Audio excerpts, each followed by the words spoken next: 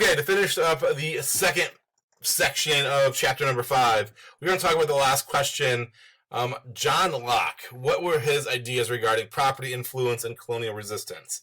Now, John Locke was a pretty influential man during this time in regards to political theory.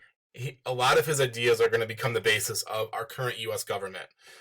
Basically, his ideas of we should have property, and one of government's main job is to protect property. And his thought was property wasn't just land and the things you owned and your wealth. It was things like freedom. Like, your freedom is kind of your property, it belongs to you. And he thought this protection of property guarantees somebody's freedom, guarantees their liberty.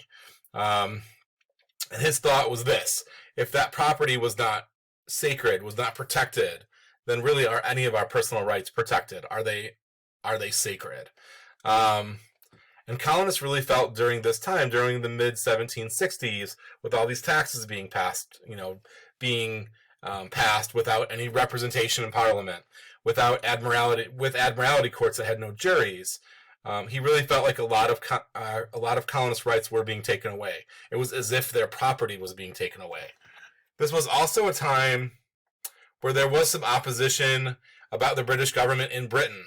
A lot of British citizens were writing that the bureaucracy had become too big. It was too powerful. It wasn't really seeking the citizens. It wasn't really seeking kind of input.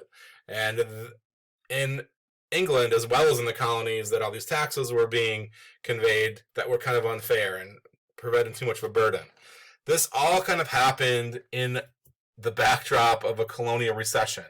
During the 1760s, with no war, with no that juice to kind of spur the economy that usually happens during a time of war, where the government's buying war products, food, providing aid to businesses because they're contributing troops. Without those things happening anymore, there is a recession in the colonies.